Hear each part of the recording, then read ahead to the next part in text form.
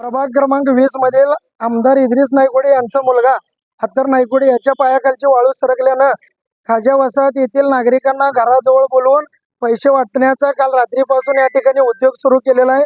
आम्ही त्या ठिकाणी काय चाललंय पाहायला गेलेलो असताना 10 मिनिट सगळे गप बसले आणि काही वेळाने तिथले कार्यकर्ते आमच्या अंगावर येऊ चालले। निवडणूक विभाग, पोलीस प्रशासन त्यांना आमदार असल्यामुळे पाठीशी घालते काय असं प्रश्न सर्वसामान्य जनता आणि आम्ही उमेदवार म्हणून आम्हाला स्वतःला पडत आहे। दबावातच आहेत सगळेजण। इथं रोज पोलिसांच्या बंदोबस्तात पोळात गर्दी चालू आहे, तर कुणी त्याच्याकडे लक्ष द्यायला तयार नाही। आणि 15 तारखेला जनता ज्यांना यांची जागा दाखवून देईल। बंदोबस्त असताना गर्दी का होते हा प्रश्न आम्हाला पडलेला आहे। बंदोबस्तातच पैसे वाटप सुरू झालंय का असं सर्वसामान्य जनतेला या ठिकाणी वाटत। विरोधकांना आरोप करण्याशिवाय दुसरं काही राहिलेलं नाही आहे।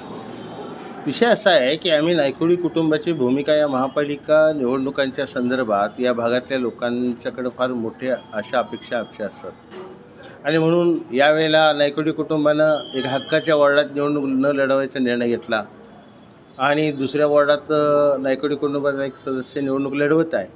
अशा वेळेला जुना वॉर्ड क्रमांक 6 असेल आमच्या कुटुंबाचा, किंवा जुना वॉर्ड क्रमांक 5 असेल, किंवा आत्ता लढवत असलेला वॉर्ड क्रमांक 20 असेल, ह्या तिन्ही वॉर्डातल्या लोकांशी घर टू घर आपला संबंध आहे। मग अशा वेळेला काय झालं आहे, मतदार याच्यात फार मोठा घोळ झाला आहे। जी लोक 5 मध्ये राहतात त्यांची नावं 20 मध्ये आली आहेत, 20 मधली 6 मध्ये आली आहेत, 6 मधली 20 मध्ये गेले, 5 मध्ये, असं इकडे तिकडे झालेलं आहे। मग त्या लोकांना शिल्पा पोचल्या नाहीत, आपलं नाव नक्की कुठल्या मतदार येत आहे, कुठल्या वॉर्डात आहे ह्याचं काहीच लोकांना ज्ञान नाही आहे। मग अशा वेळेला ते मदतीसाठी त्या ठिकाणी इथं येत असतात, त्यांना सहाय्यतेसाठी आपण बाकीची आमची यंत्रणा त्यांना मदत करत असते। त्यांचं नाव हुडकून बाबा कुठल्या वॉर्डात तुमचं नाव आहे आणि हे बघा ही तुमची स्लिप, तुमचं मतदान केंद्र कुठं आहे, हे देण्याचं काम आपलं प्रत्येक वेळेला निवडणुकाच्या तोंडावर होत असते। लोकांना त्यावेळेला गरज असते म्हणून ती मदत करत असतो।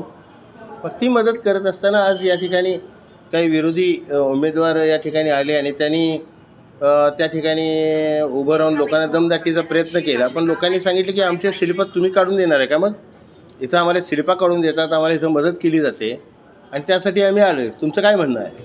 तर ते जरा थोडंसं त्यांची त्या लोकांच्यावर काही बाचाबाची झाली। आणि एक आहे की शेवटी माझं घर आहे, तर तुम्ही माझ्या घरासमोर येऊन जर थांबायला लागला तर माझ्याही सुरक्षेचा प्रश्न तसा ऐरणीवर आहे। मी फार त्याची गाजावाजा करत नाही। आपल्याला माहिती आहे की माझ्यावर हल्ले करणं किंवा काय हे प्रयत्न सातत्याने असतात, त्यामुळं मला अलर्ट राहावं लागतं। म्हणून मी सांगितलं की बाबा माझ्या घरापुढं काही थांबू नका, तुम्ही आपलं कुठं जायचं असेल तिकडे जा, तुमचं काय असेल ते करा, माझं काही ऑब्जेक्शन नाही आहे। तर त्यावरनं मग ते थोडंसं त्यांनी कार्यकर्त्यांना बोलवून घेऊन या ठिकाणी दहशतीचा प्रयत्न केला, पण अशी दहशत इथं सहन केली जात नाही। माझ्या कार्यकर्त्यांनी सुद्धा त्यांना चोख उत्तर दिलेलं आहे आणि त्यानुसार वार्डातलं वातावरण शांत राहावं हाच प्रयत्न आमच्याकडनं असतो। पण हे काही लोकांच्याकडनं ज्यांना निवडणूक लढवायचे एथिक्स माहीत नाहीत, त्यांना फक्त दादागिरी, रस्त्यावर आरडाओरडा केला की निवडणूक होते असं त्यांचा एक गैरसमज आहे आणि त्यातनंच ते निवडणूक तशा पद्धतीने लढवणारे हे लोक आहेत जे अशा पद्धतीनं काहीतरी वर्तन करत आहेत। पोलिसांनी येऊन सर्वांना जिकडे तिकडं वातावरण सरळ केलेलं आहे पोलिसांनी, त्यामुळं असं काही विषय नाही आहे। आणि पैसे वाटपाचा तर विषय अजिबात जवळपास तिथं काय कुठंच नसतो, कारण आमचं घर टू घर संबंध आहे। पैसे कोण वाटतं, ज्याला लोक ओळखत नाहीत, ज्याला मत द्यायसाठी काय बेस आहे, त्याला पैसा दाखवतो माणूस। मला पैसे दाखवण्याची आवश्यकता नाही। प्रत्येक घर माझ्या कुटुंबाला जोडलेलं आहे आणि प्रत्येक निवडणुकीत प्रत्येक घरानं इथल्या या भागानं आम्हाला कुटुंबाला एवढी मोठी साथ दिलेली आहे, त्यामुळे पैसा हा विषय आमच्यात कधी येत नाही आणि तो येणारही नाही।